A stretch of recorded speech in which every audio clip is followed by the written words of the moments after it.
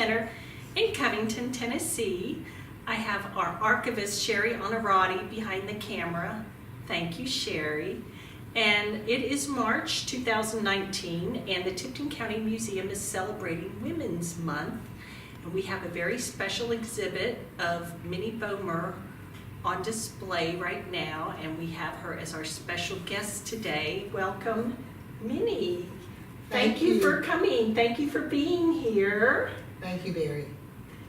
This exhibit, tell us a little bit about your exhibit. Well, I haven't seen it yet. Okay, but you gave us all the stuff. You asked me for things about my life. Mm-hmm. Of course, I grew up here in Covington in Tipton County. I was born in Covington and lived in Tipton County all of my life. So I tried to go through that. But I've done a lot of things that I didn't think I would, when I was a kid, I never thought I would do.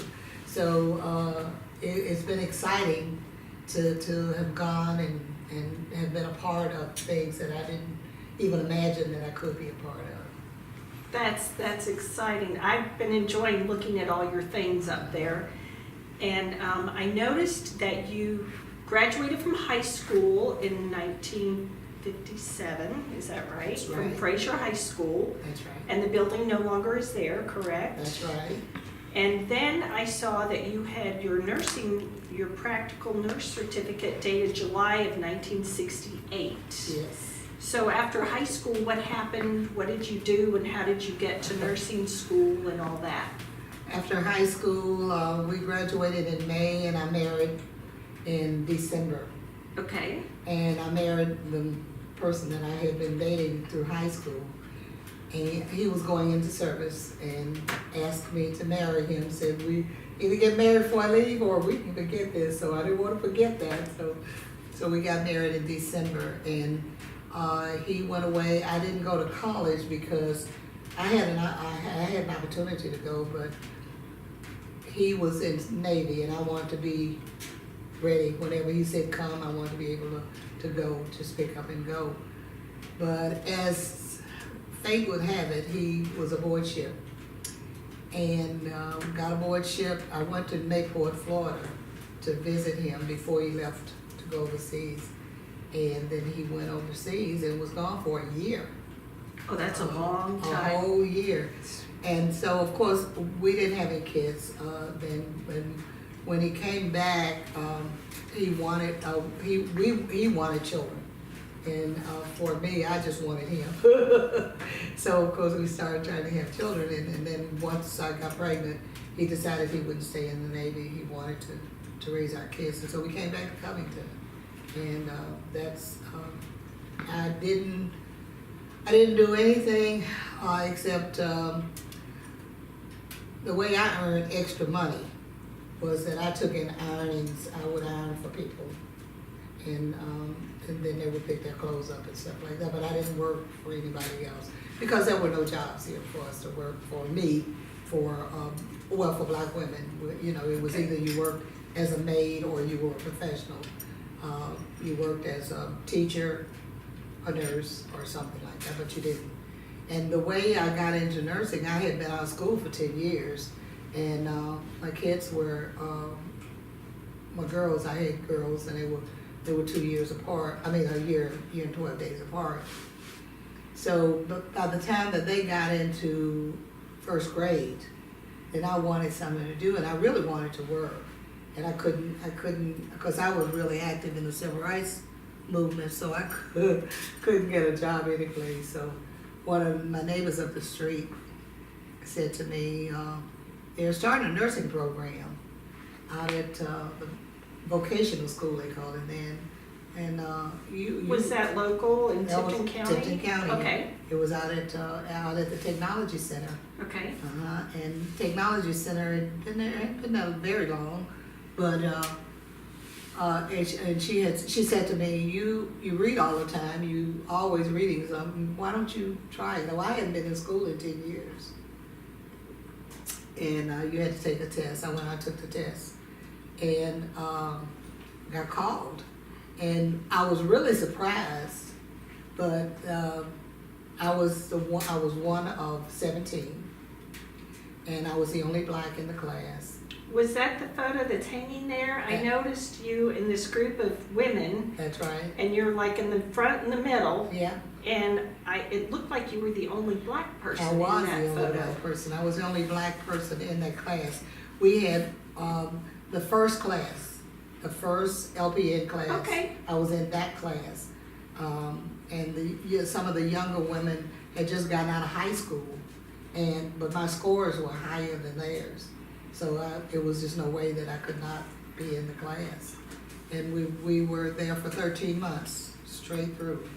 And RNs taught us. I mean, our class was really like an RN class, because the hospital needed nurses. They only had, RNs were the ones coming in from Millington. And they were the ones that were working at the hospital. And they needed some LPNs in addition to the RNs, because the RNs, they had to pay them a whole lot more. So that's why we got a pilot program here in Tipton County. And after we got the pilot program and everything like I said, I was in that first class. Well, when I was going through, I was looking at the rest of your degrees, and it said that you got you went to Memphis State. Yes. And you got your bachelor's in something in 1991. Bachelor of Professional Studies. So how did you go from being nurse to going back? Okay. From nurse, I worked at the hospital for 7 years at Tipton County Hospital. I worked as a floor nurse, and then I worked in coronary care, so I specialized in coronary care. One of 2 LPNs that was allowed to work in the coronary care unit. And then my kids got bigger. The girls got older.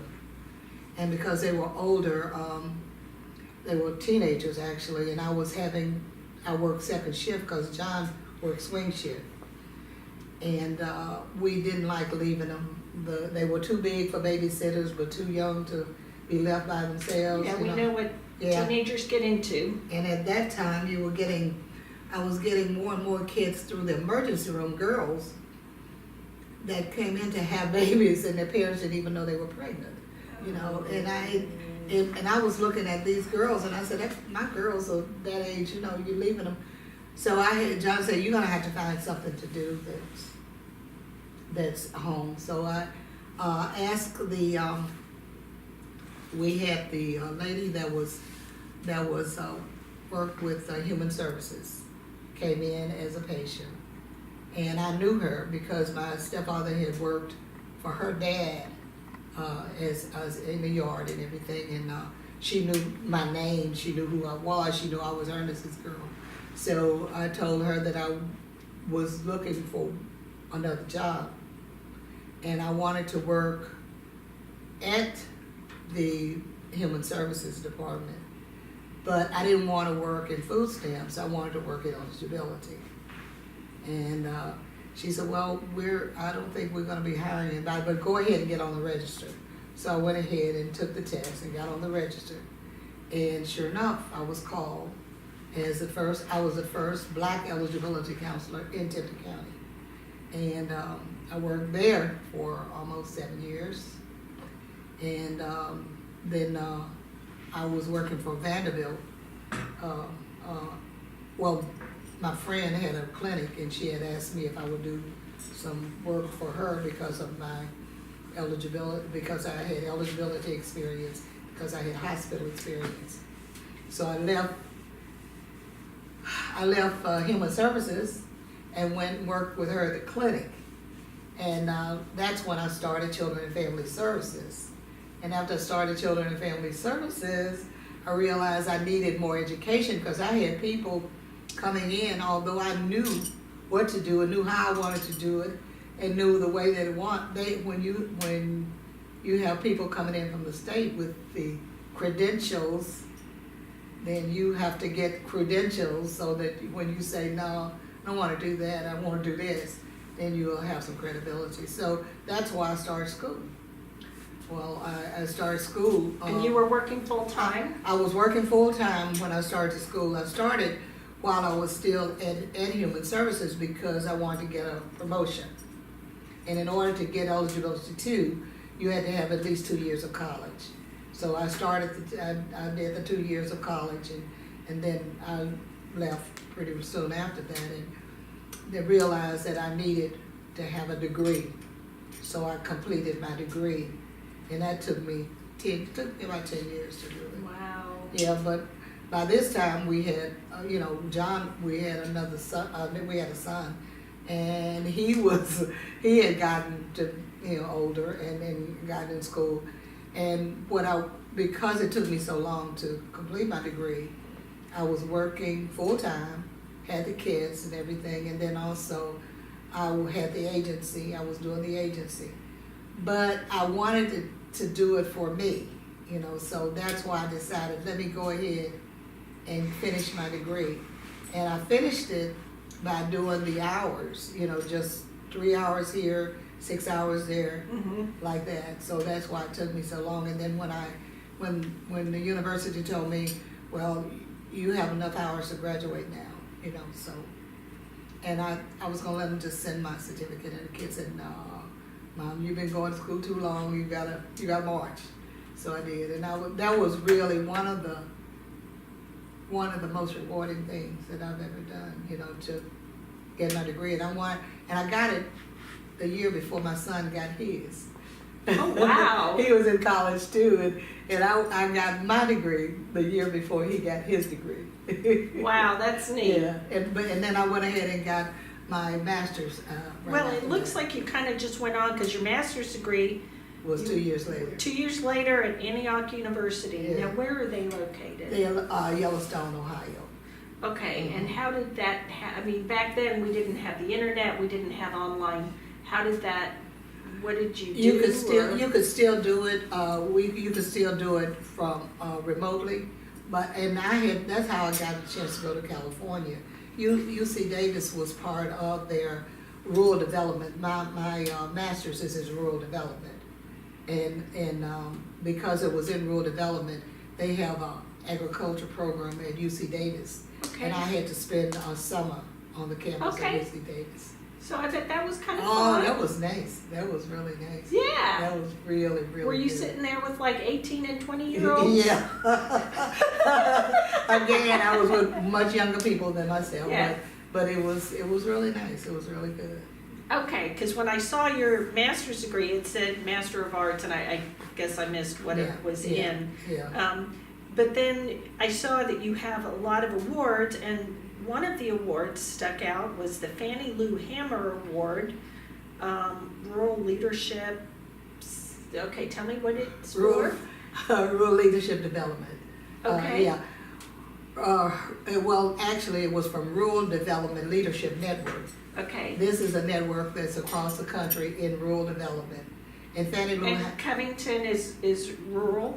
Well, yes, Covington is rural, and I got this when I got my master's. Okay. That was one of the awards that I got from that program, from the rural development program, because I was in rural development, and Fannie Lou Hamer was rural from Mississippi, and that was an award that they gave, that Rural Development Leadership Network gave, and they gave it to me because of the other things that I had done, because I was active in civil rights just like Fannie Lou Hamer, and I was active in, getting voters registration and all of that. And then I was encouraging rural women to do a lot more. So I was nominated and got it as part of my graduating class. Well, I met you when I first started here in August of 2014. Yes. And I met you actually at the Alex Healy. That's right. Museum. And I was thinking about that, Mary. With Hattie, Miss Hattie. Yeah. I was thinking about that. I was saying the first time I met you, it was like it was a connection, that when I knew that we had hired somebody in Covington. I had heard that we had a new person for the museum, but I had not met you, and went over to that program that they were having that afternoon, Sunday afternoon. I think it was Sunday afternoon. It was a Sunday afternoon. And when I met you, you were like you are now, smiles and nice and everything. you always so nice. And then I was telling you, I said, Barrie, I am some of the things that I'd like to see at the museum and everything. I started talking to you about that, and you said, well, talk to me about it. And you came in, and we all sat around, Right. and Liz was here then, and we talked about our first exhibit. Yes. That would be Black churches in Tipton County. That's right, and it was wonderful. The thing that was so exciting about that, Barrie, that it was people came to see that exhibit that had never been in this place before.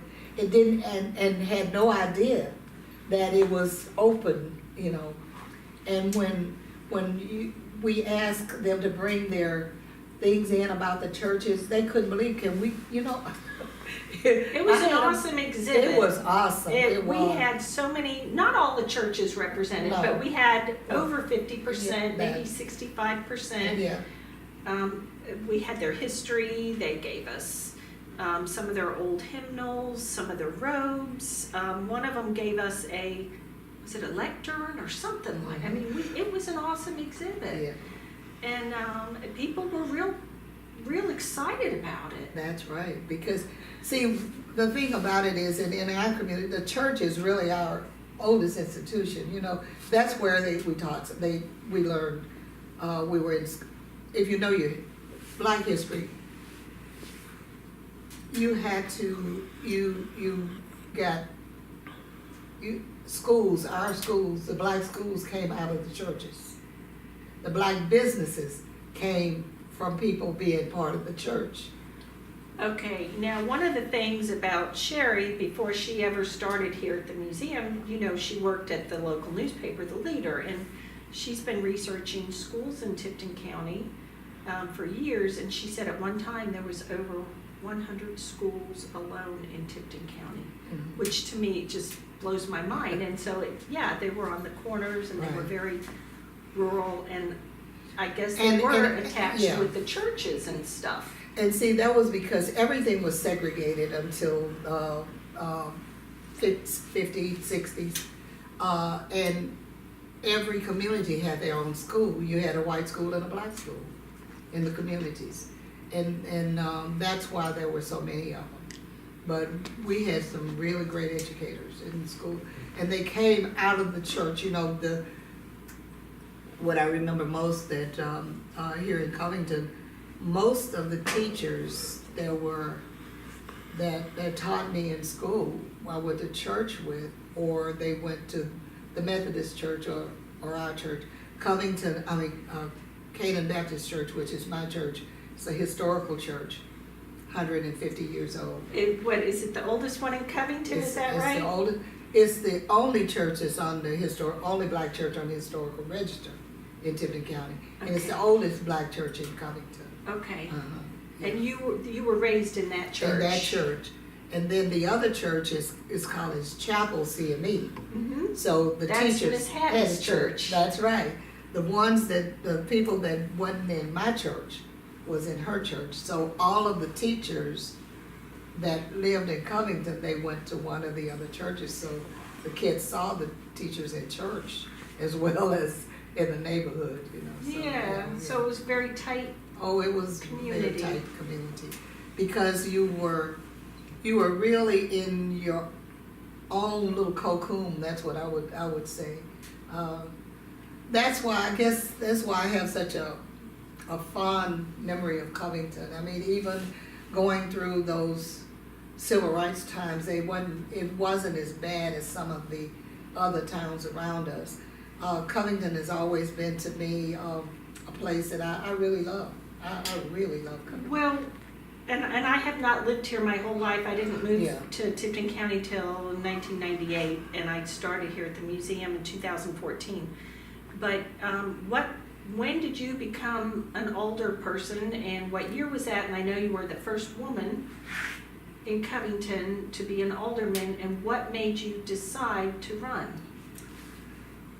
I became an alderman in 1983. Okay. 83, yeah. And It came about because, like I said, I was part of the civil rights movement, if you will. And we were trying to get somebody elected in Covington. And we realized that with, at large elections, that's where all of the ballots go into one box and you count them. And then the person that gets the highest votes are the ones that are elected. Well, in Covington, blacks were only a third of the population at that time. And today it's about 50-50. Yeah. But at that time, it was on a third of the population, and all of us lived in one area. Okay. Right in the northern, northwest. And I was part of the NAACP. I was president of that. So we kept asking to get districts drawn so we would have a chance to elect somebody. Well, we couldn't. It didn't get done. So what we did, a group of us got together and we actually sued the city to get it done. And with the help of the ACLU, we were able to get the districts. We settled out of court because we went ahead and got the districts drawn. And after we got the districts drawn, that took us 10 years to do though, because we started back in early 60s.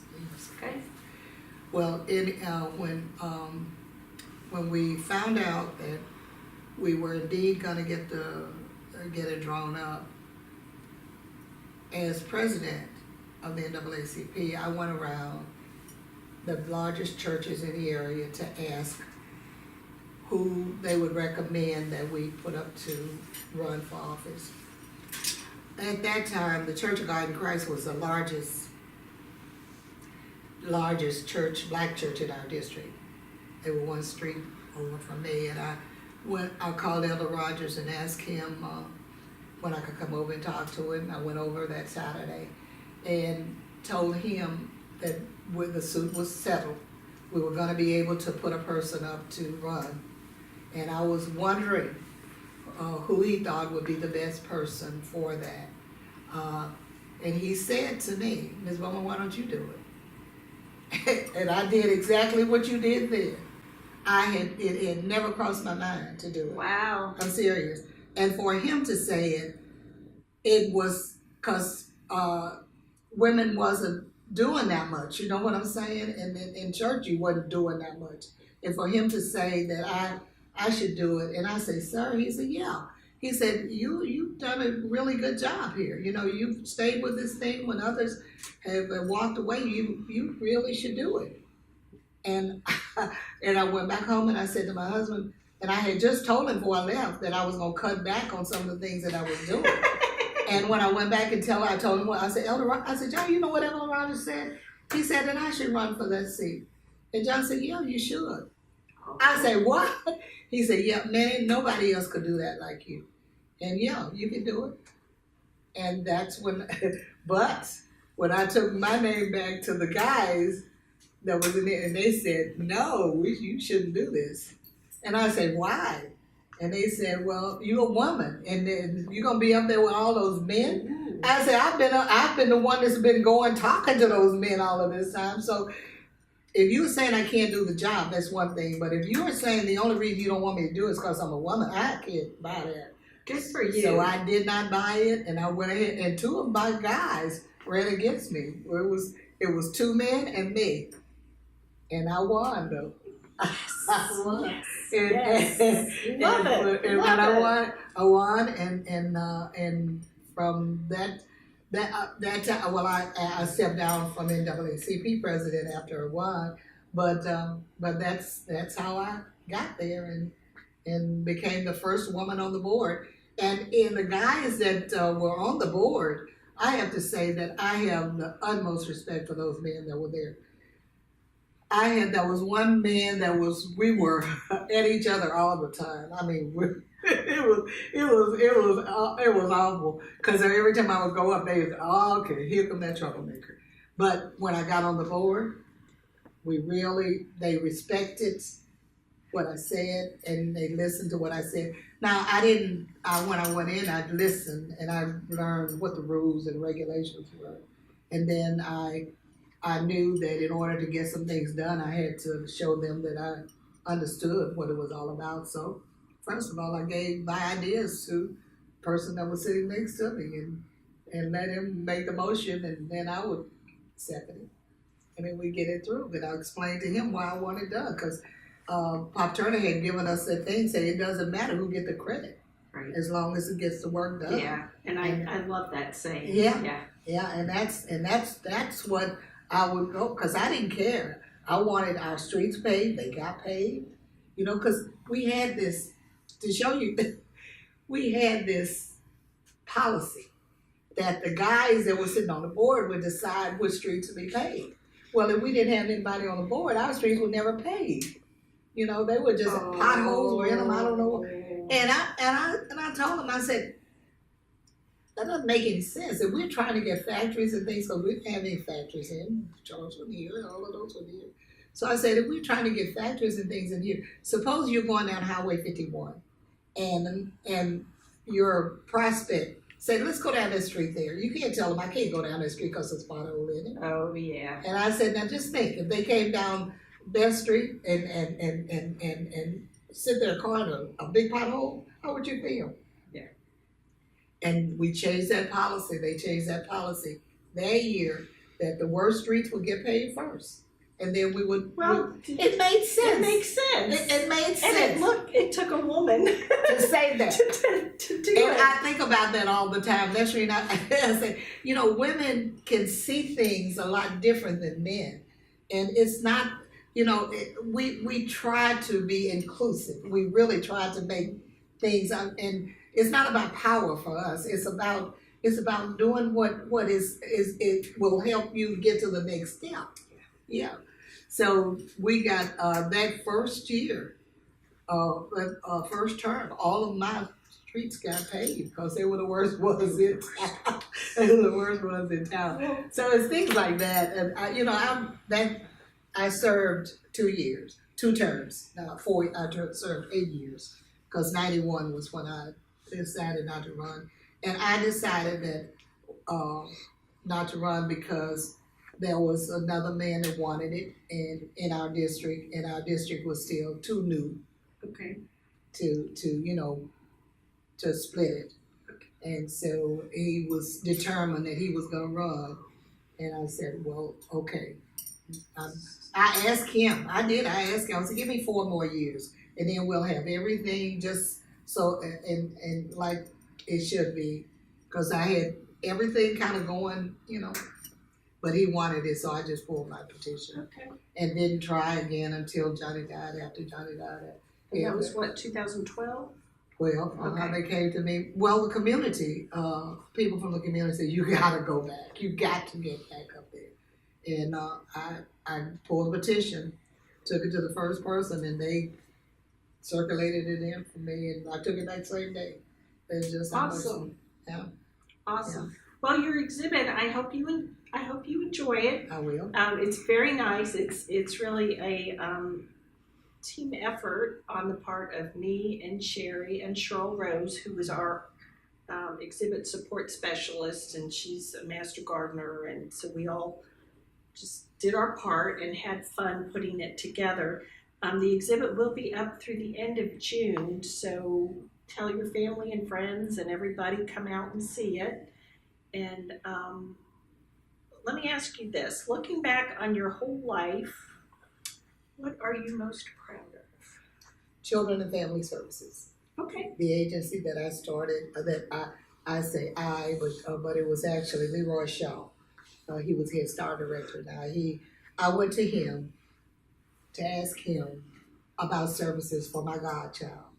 I was reading that story, and Yes. that's awesome. It is, and well, it was awesome now that I look back on it. But at the time, I wanted Dana to have the opportunity to be able to do as much as she could, and her mother worked with me. We worked at the same place, and I was already the godchild for her older child, and I wanted Dana, even though Dana was born with a birth control.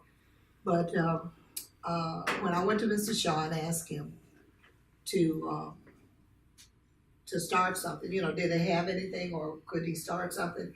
He said, I'm not ready to start anything else, you know, but why don't you start something? He said, if you want to start something, I'll help you. And that was on a Wednesday for lunch. We did that over lunch. And I got back and I thought about what my grandmother would say to me. Granny used to say, don't ask anybody to do anything for you that you're not willing to do for yourself. And when That's a wise saying. when I thought about that all day Thursday, so Friday I called him. And I said, Mr. Shaw, if you're sincere about that, you'll help me.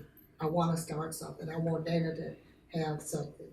And it looked like things just fell in place from there. We got people, we got 5 other people, and there were 7 of us. We met for each week for a month, or 6 weeks. It was actually 6 weeks. And then we incorporated. And then we applied for our 501c3 when we sent the incorporation in.